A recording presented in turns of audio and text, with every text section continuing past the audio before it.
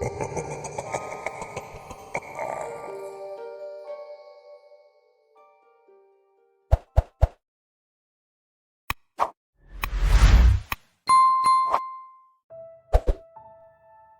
front of an audience of famous politicians, celebrities, actors, and singers, a man with a black executioner's hood led a ragtag group of people in chains. All of the prisoners were dirty, wearing rags. I saw women who had cried so much that the only clean part left on their bodies were the streaks beneath their eyes. Men with panicked eyes who frantically pulled at their metal chains and, watching it all with glee, the cheering, grinning faces of the rich and powerful. "Hail, Lucifer," the man in his black executioner's hood yelled in a deep baritone. The audience responded with rapture, some of them standing, their eyes shining, as they cried, "Hail, Lucifer." The voices of so many combined into one powerful echoing boom. The sounds were muffled slightly during an out-of-body experience, as if I were hearing them through water. The colors and shapes also seemed to shimmer and vibrate more, giving the clear, crisp lines of everyday reality a much more fuzzy look. Even though I was only there by astral projection, I still shrunk back into the corner as much as I could, trying to hide from the madness and evil all around me. Little did I realize I had seen nothing yet. I thought about retreating to my body, parked in a nearby RV, and trying to call the police, the FBI, Homeland Security, anyone. Then I saw the police chief and various senators and representatives in the audience, and gave up any hope of that idea. If I called a dispatcher, they would probably send in a hitman to kill me and make it look like a suicide, as I heard rumors they had done so many times before. So I stayed as the ritual began, and it was the worst decision of my life. The chain gang of prisoners were led to an inverted pentagram laying flat against a wall of stone and flickering torches. Within the pentagram, I saw shining obsidian forming the background, diamonds and opals embedded into the white gold that formed the star and circle. As they were led forward, some of the prisoners fought back, trying to pull their arms free, but they would ultimately receive a shock from a cattle prod for their efforts. "What is wrong with you people?" the first woman in the line of prisoners cried, her eyes frantically searching the crowd for a single sane person to help her. She found nothing but coldness and insanity reflected there. The audience was deathly quiet, reminding me of old pictures I had seen of medical students surrounding a dissection. They had a kind of clinical detachment that was disturbing in its own right. Some of their eyes shone with excitement and rapture as the woman was strapped into the leather cuffs of the pentagram, forcing her legs and arms into a V shape, like the Vitruvian Man in Da Vinci's art. The head executioner turned to the audience, bowing his head as if he were a simple entertainer.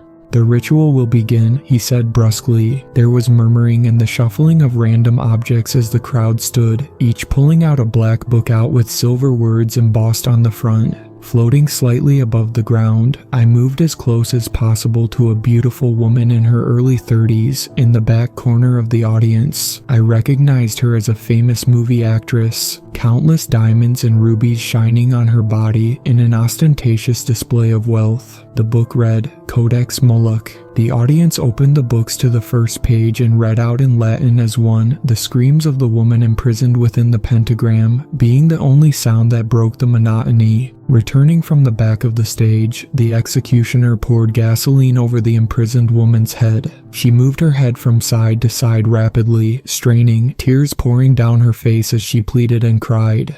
When the chanting reached a crescendo, he pulled a torch from the nearby stone wall and threw it at her feet with an almost indifferent, nonchalant motion. She went up instantly, the flash of light too bright to stare at, her screaming intensifying into something that didn't even sound human. The smell of burning meat filled the auditorium, like pork scraps roasted to a black crisp over an open fire. The audience responded by chanting louder and faster as her face began to melt off, small beads of fat dripping off her nose, her eyes liquefying under the intense heat. She was rapidly losing energy now, her voice turning into groans and moans that sounded like, "Ugh, help, ugh, guh." I wanted to fly away, but the horror of it all kept me chained there. Her skin turned black and split as her screams became quieter, and she fell forward, straining against the chains and thankfully losing consciousness after what seemed like an eternity. The prisoners in the chains were shocked into silence. Then they all began wailing and screaming at once. But it wasn't for long.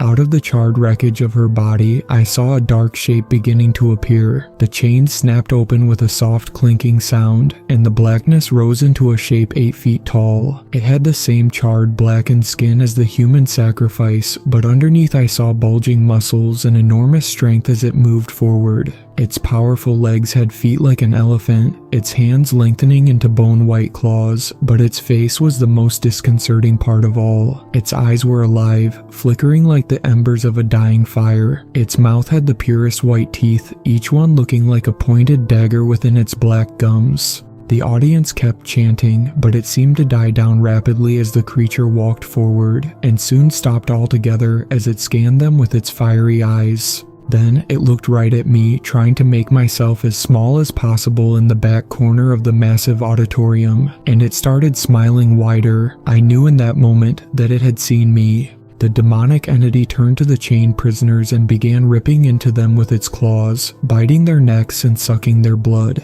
The first man had his heart ripped out, the creature popping the still beating organ into its mouth and sending spurts of blood dribbling down its chin as it chewed. The rest of the prisoners tried to get away, but with them all being chained together and trying to move in different directions, they only ended up getting tangled and falling over. I saw a few of the audience members getting up as if to run away, to get out of the auditorium, but the others in the audience shook their heads at them, saying something I couldn't hear. No one ended up leaving, which ultimately made the death toll worse. I didn't stay the entire time, but I saw, once the prisoners were all dead and eaten, the beast turned to look at the audience once more. "Hail, Lucifer," it said in a rusty, echoing croak before jumping from the stage into the middle of the crowd, crushing a few people to death underfoot. Instantaneously, without hesitation, it sent its arms out, pulling off people's heads and drinking their blood, eating their hearts, cracking their ribs open like pistachios. And that was when I fled.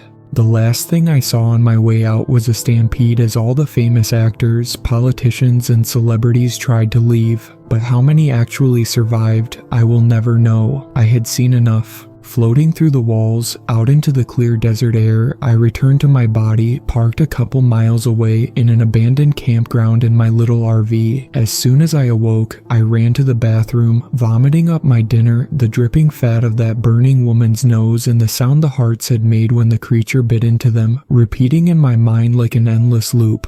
After I had told all this to my friend Chris, he simply shook his head in wonder. "Wow," he said to me, "and you're sure this wasn't a dream?" I held up the newspaper, stating that a famous political talking head on a news channel had been found dead of an unexpected heart attack. "I saw this guy get ripped apart," I told Chris. "He was in the audience. He was one of the devil worshippers." Leaning back in his chair, Christ pretended to stroke an imaginary beard, giving me a long, sideways glance. Then he jumped up. "Well, we have to get this up on the blog," he said. He was the technical guy for my blog, and the one who recommended I do it in the first place. We were old childhood friends, and when I told him I could Astral project, he jokingly said I should use it to go into the White House or other restricted areas and put down what I saw on an internet blog. I had done so, and the blog had exploded. Hundreds of thousands of people now read it on a weekly basis. Chris had a lot of experience with computers, so he had used encryption and VPNs to make it harder to track us. "In case this weird-ass shit is all real," he had told me, cracking a sly smile. I finished my beer as Chris got packed, grabbing a few things for the journey back to my house on the other side of town. Within a few minutes, we were headed out the door. As soon as I stepped foot on the driveway, I knew something was wrong. Both of our cars had our tires slashed. There was no public transportation in our little desert town. Hell, there was barely even a downtown here, mostly consisting of a gas station, a 24-hour diner, and a police station. Without a car, there was simply no way to get the 10 miles over to my house. Chris was breathing fast, his face covered in a sheen of sweat as he looked at me. "You don't have any psycho ex-girlfriends, do you?" he asked hopefully, and then a shot rang out. Jumping up, I began to run back into Chris's house. "Come on," I yelled at him. He had a blank, shell-shocked look in his eyes. Backtracking, I grabbed his arm, yanking him hard. It was just in time. Another bullet rocked past where he had just been standing, smashing his front window and sending tiny shards of glass all over the front lawn. We were back inside within seconds. I slammed the door, turning the deadbolt before spinning back around to look at Chris. He was covered in sweat, his pupils dilated, his breathing far too fast. I thought he might pass out if he didn't stop hyperventilating. "It's okay," I said, walking up to him slowly. "We're going to find a way out of here."